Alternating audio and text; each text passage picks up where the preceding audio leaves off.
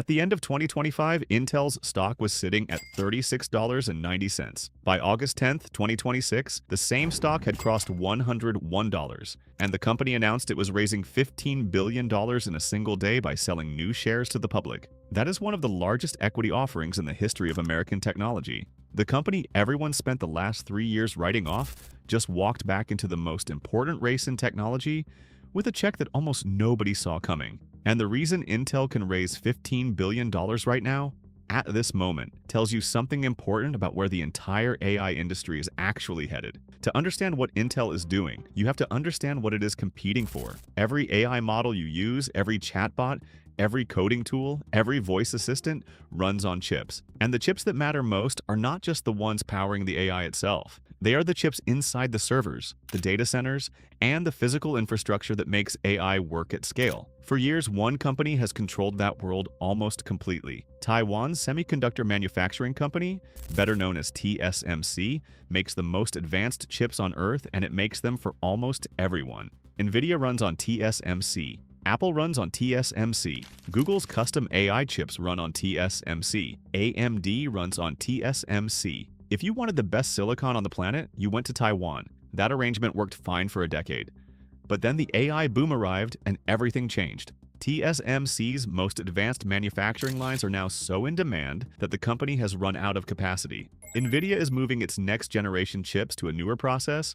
Google's AI chips are already crowding the same manufacturing nodes, and a growing number of AI processors from Amazon, Microsoft, and others are all competing for the same limited space. TSMC is expanding, but that kind of expansion takes years. And in the meantime, the biggest technology companies in the world are actively searching for a second option. That is where Intel comes in. Intel was once the dominant force in semiconductor manufacturing. It made its own chips. It set the pace for what was technically possible. Then it started falling behind. TSMC pulled ahead on manufacturing technology. AMD surpassed Intel in performance. Nvidia built the AI chip market that Intel largely missed. By 2024, many people inside the industry assumed Intel's manufacturing ambitions were finished. The company was cutting costs, laying off workers, and its stock reflected the doubt. But here is where it gets interesting. Intel did not give up on manufacturing. It kept investing in what it calls its foundry business, meaning the part of the company that builds chips for outside customers, not just for itself. It developed a new manufacturing process called 18A and is already working on the next one called 14A, which is targeting mass production in 2028. Tesla signed on as a customer for the 14A process through Intel's foundry. CEO Lip Bu-Tan confirmed partnerships with Elon Musk's companies, including SpaceX and Tesla, through a project called Terafab. Nvidia and Google have also reportedly been testing Intel's services for specific chip components. These are not minor customers. These are the most powerful technology companies in the world, and they're giving Intel a chance because they need an alternative to TSMC, and Intel is the only Western foundry capable of building at this level. So why raise $15 billion right now? The timing is not an accident. Intel's stock has run more than 250% this year, which means the company can raise a large amount of money by selling a smaller percentage of itself than it could have a year ago. Intel's CFO acknowledged earlier this year that customer demand was exceeding what the company could supply. In July, the company raised its 2026 capital expenditure forecast from $18 billion to more than $20 billion because orders were coming in faster than expected. The $15 billion offering announced on August 10th is on top of that. It gives Intel the ability to build faster without taking on additional debt, which would weigh on the company at a moment when it needs financial flexibility. The money is going towards several things at once: clean room space and equipment for advanced chip manufacturing, expansion at Intel's Leixlip campus in Ireland, where the company announced a €5 billion investment targeting higher output for data center processors, advanced packaging technology that lets different chips be combined into one package, an area where Intel has real technical expertise that even TSMC's customers are starting to need. And the foundry business itself, which is still losing money, but growing fast enough that Intel's leadership believes the losses are temporary rather than permanent. Most people do not know this part. The demand pushing Intel forward is not just about training AI models, it is about running them. There is a specific kind of processor called a CPU that handles the work of coordinating AI agents, processing inputs and outputs, managing storage, and controlling networks when large numbers of AI agents work at the same time.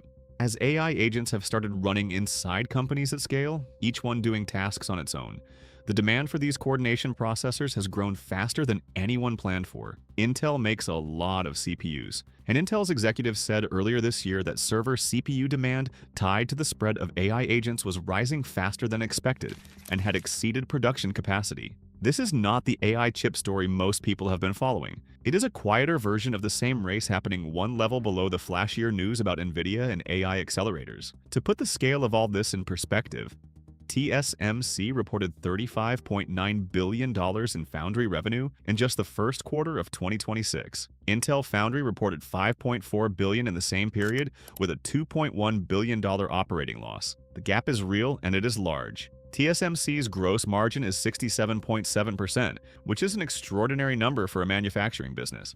Intel is nowhere near that. But here's the thing about races. Nobody remembers where the company started. They remember who crossed the finish line. TSMC is also raising its own capital budget to between $60 and $64 billion for 2026, citing strong demand from AI, high-performance computing, and AI agents. That is not a sign of a company that feels comfortable. That is a sign of a company trying to build ahead of demand it is not sure it can fully meet.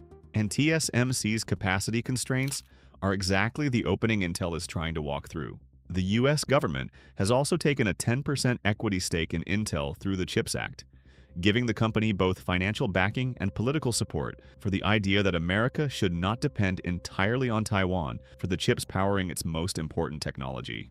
This is the part that should make you stop and think. The story of this $15 billion raise is not really about Intel.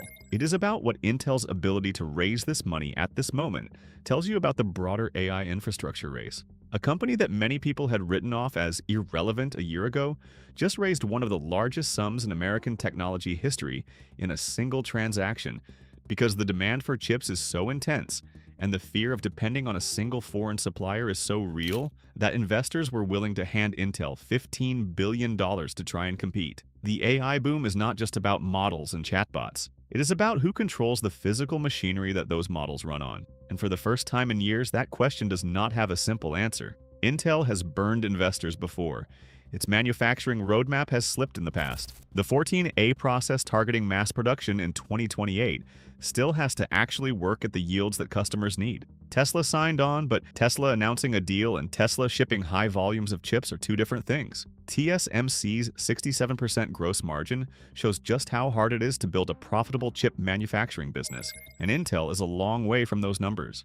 The risks are real, but so is the demand. And so is the $15 billion sitting in Intel's bank account as of August 10, 2026. The AI race is not just about who builds the smartest model. It is also about who builds the factories that make the chips that run those models. And for the first time since the AI boom started, that race has a new serious competitor in it. Whether Intel can actually close the gap with TSMC is a question that will take years to answer. But the fact that it is even being asked again is the most surprising development in the semiconductor industry in a long time.